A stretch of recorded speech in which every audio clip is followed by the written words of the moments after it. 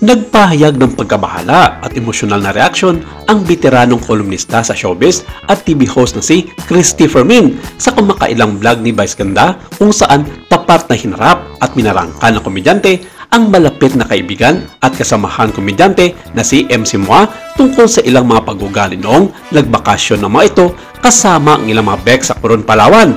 Sa vlog na in-upload sa YouTube channel ni Vice Ganda, hayagang tinugunan ng It's Showtime host at main man ang inilarawan niyang mga inconsiderate actions ni MC Moa sa kanyang mga kasamahan sa naturang Bex vacation, partikular ang ugali niyang paghintayin ang iba sa mga aktibidad ng grupo sa nasabing exclusive resort sa Coron, Palawan.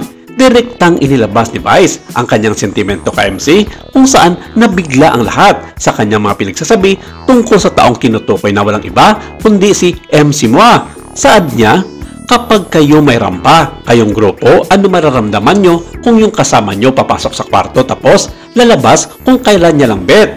Di ba nakakabwisit? Nagpatuloy siya at ipinaliwanag na pinili niyang gumugol ng importanteng oras sa kanyang grupo ng mga kaibigan sa panahon ng bakasyon, ngunit nadismaya ito sa paulit-ulit na pag-ugali ni MC Moa. Sa kanyang Christy Per Minute show na ipinalabas noong Lunes, May 26, malakas ang reaksyon ni Christy Per Minute sa vlog na sinasabing labis siyang naapektuhan sa paraan ng pamamaliit ni Vice Ganda kay MC sa mata ng publiko, lalo na nang makitang umiiyak si MC sa harap ng kamera.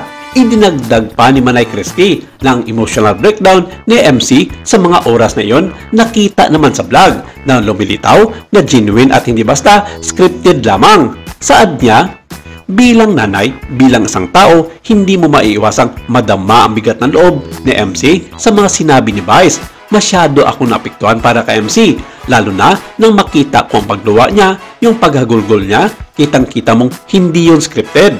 Ayon kay Christy Fermin, pinili na lamang ni MC na manahimik sa panahon ng paghaharap malamang bilang paggalang at katapatan kay Vice Ganda na inilarawan niya bilang isang taong may impluwensya sa karera ni MC sa showbiz industry.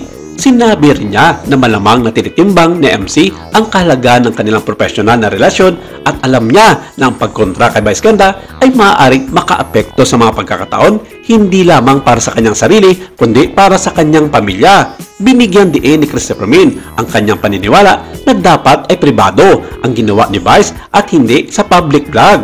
Kinwestiyon niya ang pangangailangan tugunan ang mga personal at emosyonal na bagay sa isang platform na nilayon para sa paglikha ng nilalaman alang-alang sa views.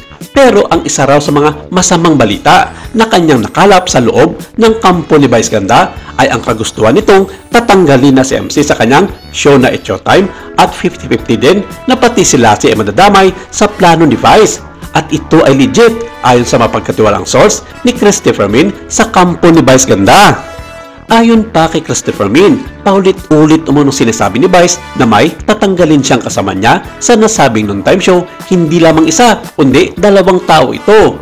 Hindi man sinambit ng source ni Christy Fermin pero sa sinabi na iyon ni Vice, malaki ang duda ng veteranang columnist na ang tinutukoy ni Vice na dalawang tao ay walang iba kundi sina MC Moa at ang matalik nitong kaibigan na si Lassie Marquez. Inihayag din ni Christy Fermin na ganito raw kasama ang pag-uugali ng isang Vice Ganda at walang sinasando kung sino ang taong kayang sirain sa harap ng publiko.